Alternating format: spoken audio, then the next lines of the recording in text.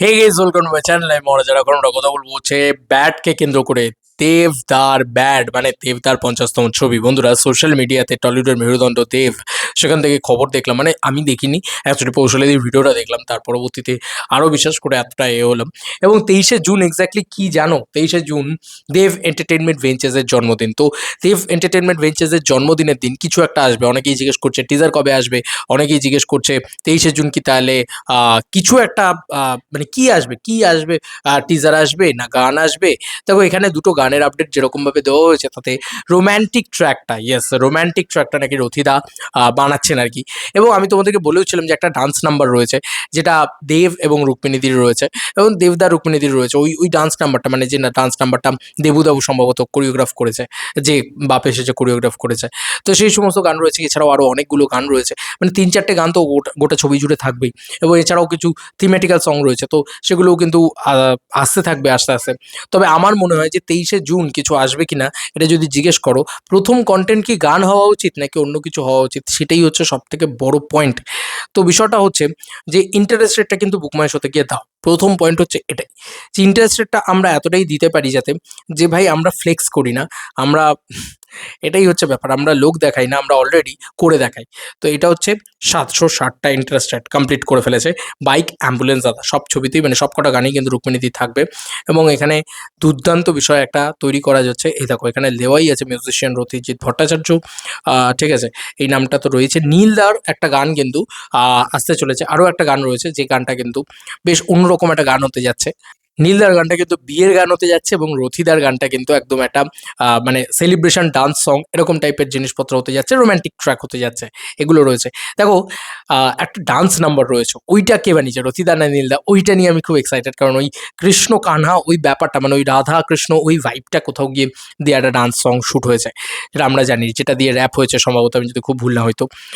তো ওই ছবিটা আমার কাছে এখনও রয়েছে, আমার হেভি লাগে ভাই, আরে চরম লাগে অ্যাকচুয়ালিতে ওই পার্টিকুলার ছবিটাকে কেন্দ্র করে। দেখা যাক, ব্যাটের ভিতরে না অনেকে ভাবছেন এটা নেই ওটা নেই সেটা নেই, ভাই প্রচুর রকম সেলিব্রেশন জিনিসপত্র রয়েছে, হ্যাঁ, ব্যাটের ভিতরে। মানে দেব 50, মানে দেবদার 50তম ছবি, মানে ফ্যান্সরাও সেলিব্রেট করতে পারবে, অ্যাট দ্য সেম টাইম একটা অসাধারণ একটা গল্পও মানুষ দেখতে পাবে, এটা আমি তোমাদেরকে বলতে পারি। আচ্ছা, যেটা মেনলি বলার সেটা হচ্ছে 23 জুন চ্যাম্প রিলিজ করেছিল প্রায় 2017 সালে, এবং 2027 সালে 10 বছর হবে।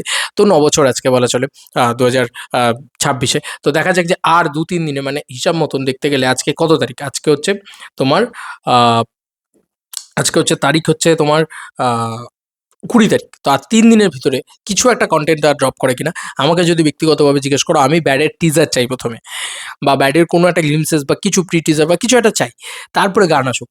কারণ গান আসার সময় এটা কিন্তু নয়, আবার এমনটা হতেই পারে যে একটা ডান্স সং দিয়ে তারা সেলিব্রেশন ভাইব দিয়ে হয়তো শুরু করতে চাইলো, এমন একটা জিনিসপত্র তারা করতে পারে, যেটা তারা করবে। কিন্তু আমি এটাই বলবো, আচমকাই আসবে, জানিয়ে শুনে মনে হয় না আসবে।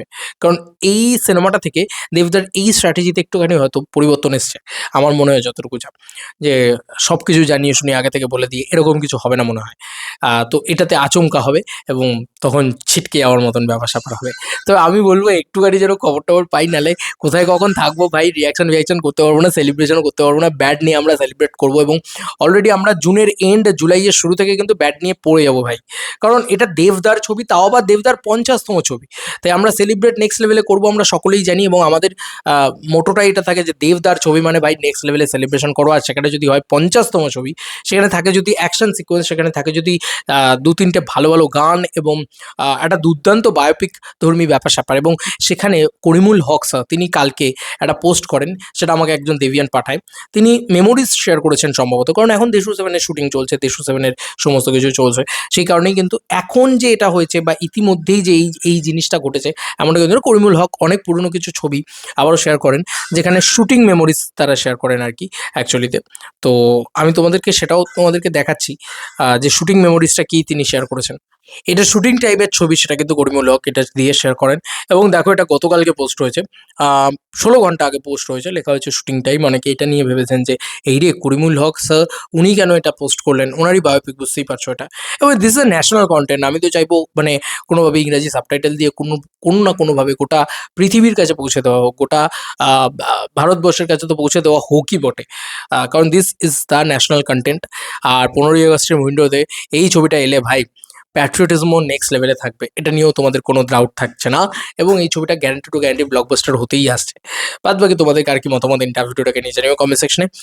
ছবির মিউজিক আমি আগেও বলেছি, ওই জানা গানা মানা দিনায়ক হে, এই যে জায়গাটা, এটা কিন্তু নীলদা বানিয়েছিল সম্ভবত, যদি খুব ভুল না করি তো। তো ভাই ছবির মিউজিক কিন্তু নেক্সট লেভেলে হতে যাচ্ছে, কারণ নীলদা, রথিদা এরা যা মিউজিক দেবে না ছবিতে, মানে ছবির ব্যাকগ্রাউন্ড শুনে পাগলে যাবে তোমরা। ছবির যা মিউজিক হবে সেটা শুনে পাগলে যাবে তোমরা। মানে তুমি মিউজিক শুনবে, তুমি মনে হবে ভাই আমি যেন মনে হচ্ছে আমি কোনো বলিউডের কোনো বড় ছবি দেখছি, ঠিক আছে?